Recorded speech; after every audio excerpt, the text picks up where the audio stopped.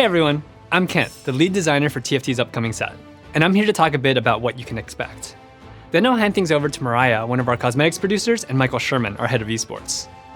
TFT has taken us to some wild places since our first set. And if I'm being honest, we've gotten a little bit homesick. So I'm excited to say that we're heading back home to Runeterra. But let me be clear, this time around, things will be a little bit different. An epic storm has torn Runeterra asunder and brought together pieces in the convergence. Sand from Shurima fills the once howling abyss. Piltovan technology has been found littered across the Ionian Islands. And while this might look like chaos to Runeterrans, tacticians couldn't be more thrilled about the endless opportunities. Welcome to Runeterra Reforged. With the Convergence Storm, portals have granted access to places across Runeterra. At the start of each game, you can vote on one of 3 portals that'll take you to a different region.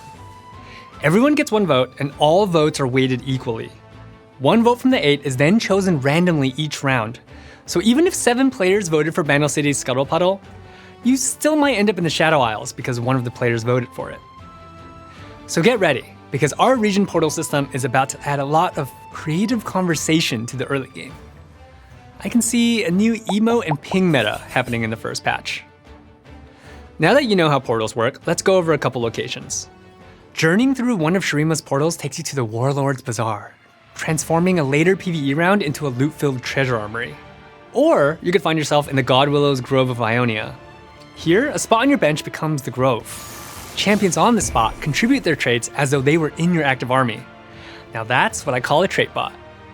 Maybe you head to the hallowed halls of the University of Piltover, giving you unlimited augment rerolls for a price. We have a lot more planned for each region of Runeterra, and we really can't wait for you to see what's in store. With our return to Runeterra, we have new traits that highlight the fantasies of each region. Conquer your enemies with Noxus, whose units gain bonus stats that increase in power as you beat other players in the lobby. Field the undead Juggernaut Scion to take over in the late game with his unstoppable onslaught.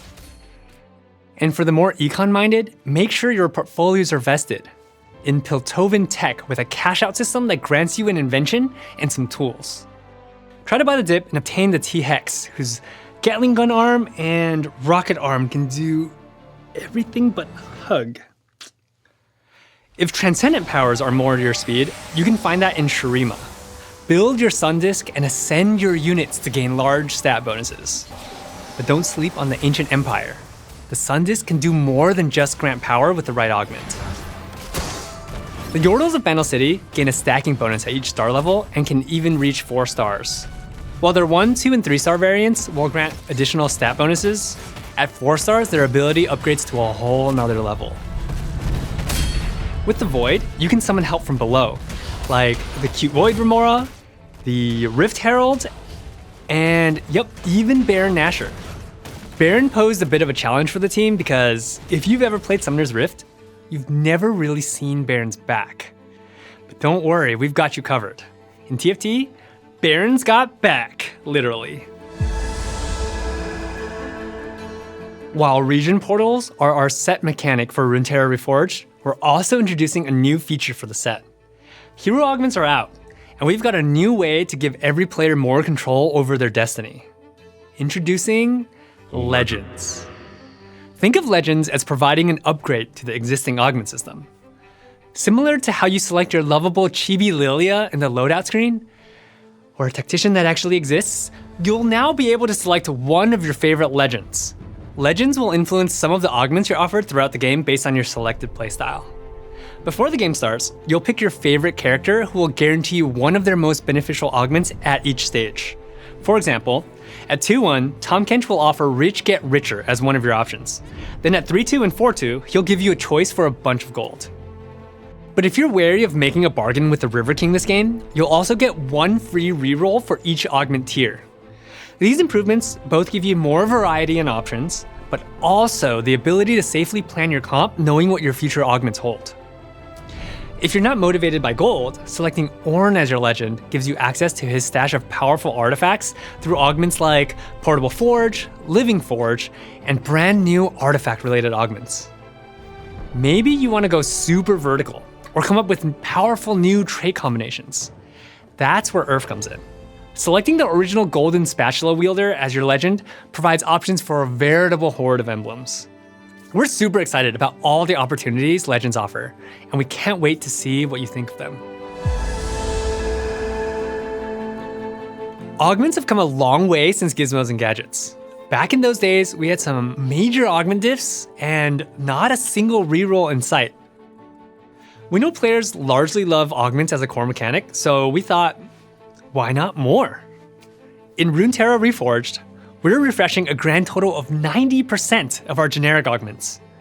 We've already had 3 sets with our current augment roster. We've all seen Celestial Blessing, Thrill of the Hunt, Cybernetic Enhancements, all the time, so we're more than ready for something brand new.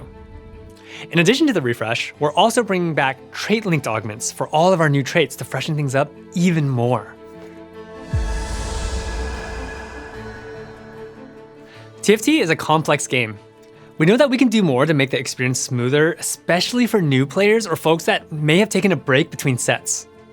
To this end, we've got a couple usability improvements to make things better.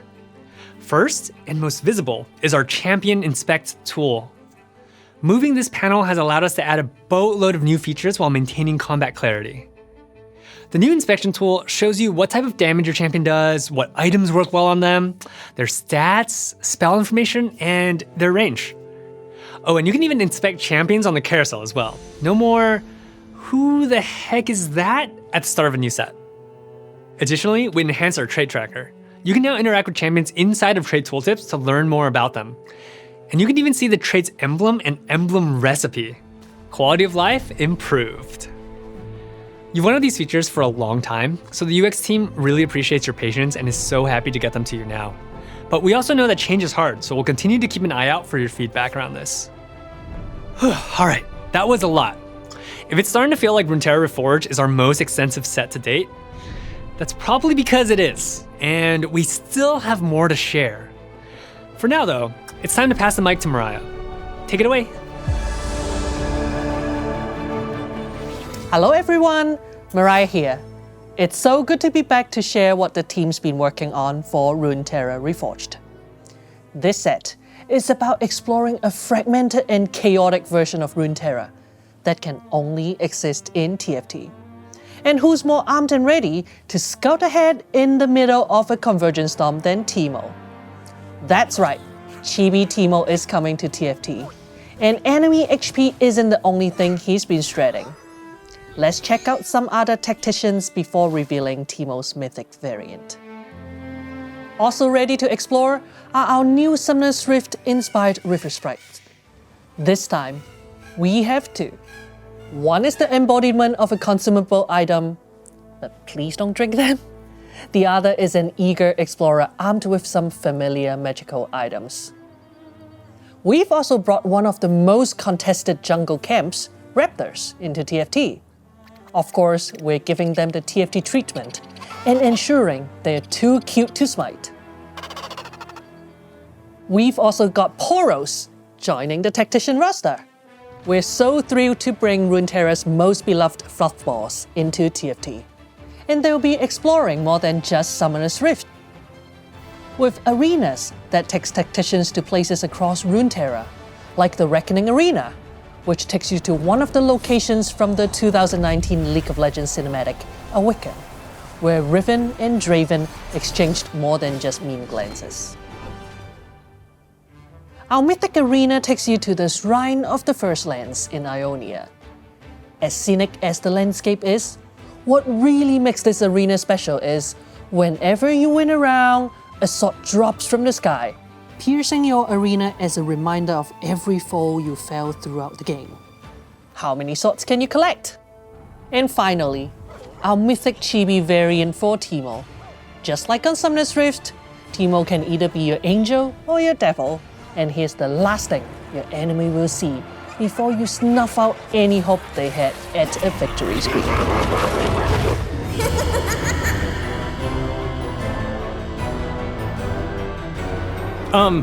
Mariah? Hey, can someone check on Mariah? I think she was supposed to introduce me. Well, anyways, hello tacticians. Sherman here to talk about TFT esports. But first, a little background. When I first joined the TFT team, I spent a lot of time listening and talking to other members of the team and to the community. Players from all over the world told me they love a lot about the game. The cute chibi champions, the memes, and of course, the competition. We all love the payoff of high-stakes pivots that take us from an 8th to a 1st, the rush from climbing the rank ladder and outsmarting our opponents along the way. We also realize that we have a unique advantage because TFT doesn't rely on high tick rate servers or ultra-fast internet, and it's mostly based on your own individual performance. So it's easy to pick up and climb the ladder no matter where you are or what platform you're playing on. That's why we've been able to play all of our set championships online with players from all around the world. We want the future of TFT esports to embody that accessibility and diversity of skill. And that starts by expanding our esports events, opening more of them to anyone who wants to compete. To kick this new approach off, we're getting experimental. I'm super excited to announce that this December, we'll be hosting our very first global LAN event in Las Vegas. It'll take place from December 8th through the 10th, which is just a few weeks after our 10th set launches. Taking some notes from the FGC, we're hosting an open bracket event with 512 spots up for grabs. You can claim yours by purchasing a competitor pass to compete in person at the MGM Grand and earn your place as a top tactician. Unlike set championships, this event will celebrate your ability to quickly adapt to a new set rather than your mastery at the end of one. That means it's your shot at defining and refining the new meta. You know what they say, metas that happen in Vegas continue after Vegas? Something like that. While there, you'll have a chance to play alongside your favorite creators and pros, and who knows, maybe you'll take the stage against some of them. And don't worry, we'll still be holding set championships, so keep an eye out for more info towards the end of Runeterra Reforged.